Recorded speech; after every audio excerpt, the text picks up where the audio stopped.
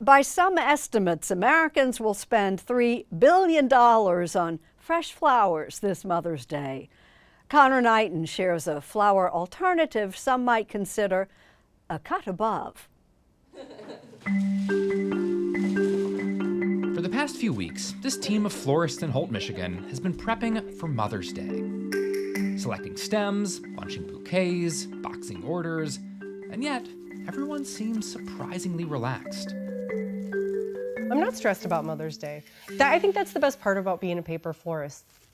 You can plan for your big holidays way ahead of time.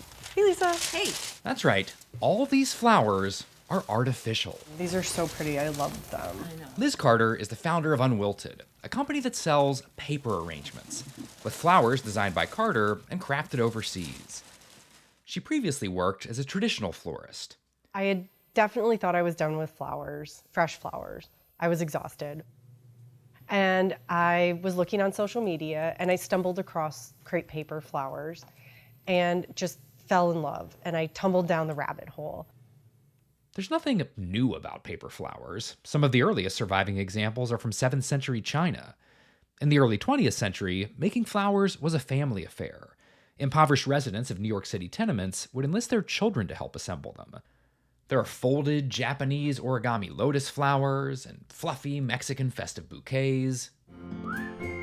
But social media has led to a sort of super bloom of renewed interest, with people showing off their creations and teaching others how to follow in their footsteps. But you're just gonna pull one side. These amateur paper pushers are attempting some of Quinn Wynn's floral designs.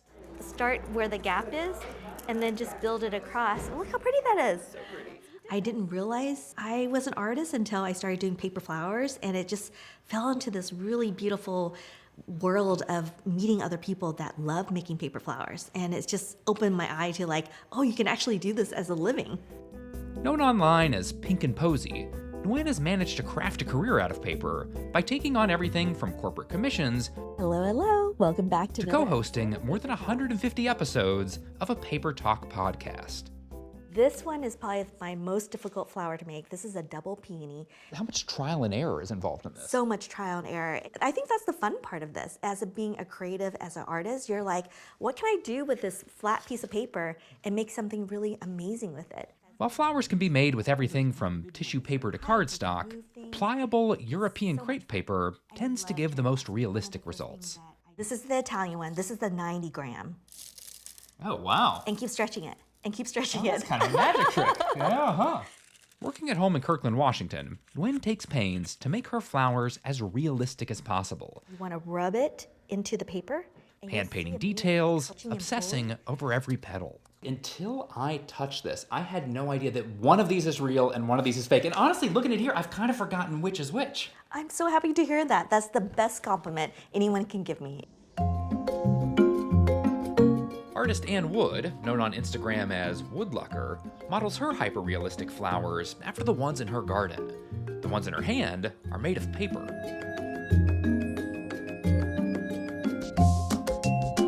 Paper also offers an opportunity to create fanciful, larger-than-life blooms.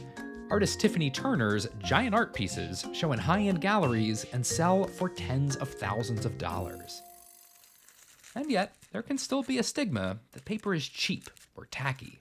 I was talking to my mom when I first did paper flowers in Vietnam, and she was like, oh, that was the poor people way of bringing flowers to the wedding because they couldn't afford fresh flowers.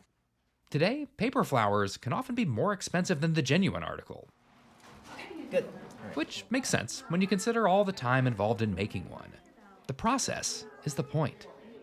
I love the quiet moment of joy when I create something. Of course, there's no smell. There's, you can tell the difference. Although, for people with pollen allergies, that could be a plus.